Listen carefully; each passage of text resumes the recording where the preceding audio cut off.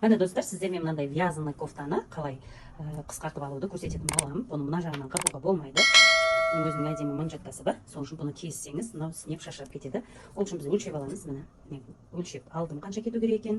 Бұған тиместен бұрын мынаны сөтіп аламыз. Жеңіні полностью сөтіп аламыз.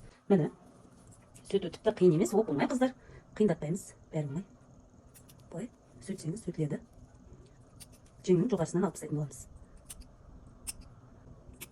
Жаймен сөтпесеңіздер, несіні кесіп тастаса шашырап кетеді, байқап сөтесіздер. Тіккен тігісті кесіп барсаңыздар, сөтілетін болады. Мен қазір сөтіп алайын, сосын көрсететін боламын.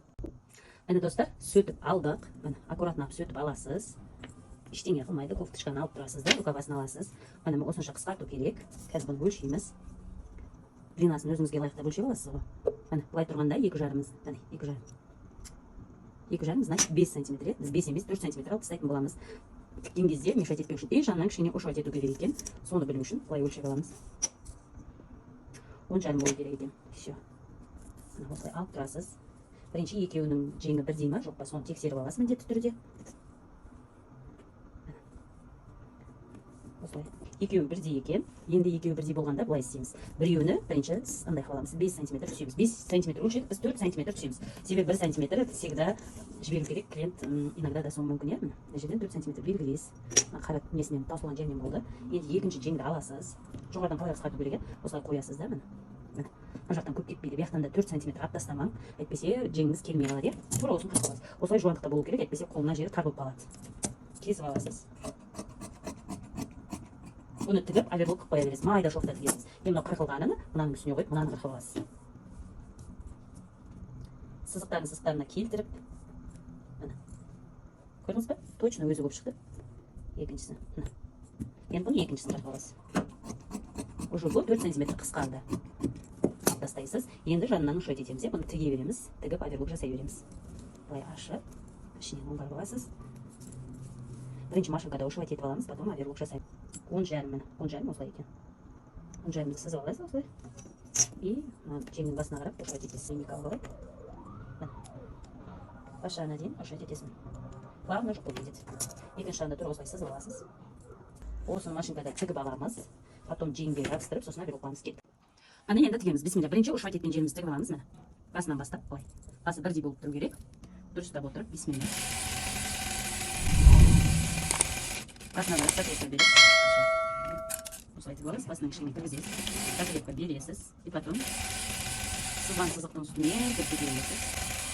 Закрепка бересіз. Бұны қазір мен оверлок жасап аламын. Обычный кәдімгі оверлокта оверлок істей бересіз. Мен до конца апармадым, до конца запас көп емес еді, кішкене ғана. Мына жіптерін алып тастайсыз былай. Осының басына былай қайырып бастырып қоясың. Кішкене. Осының бас жағын. Шов көрініп тұрмау үшін,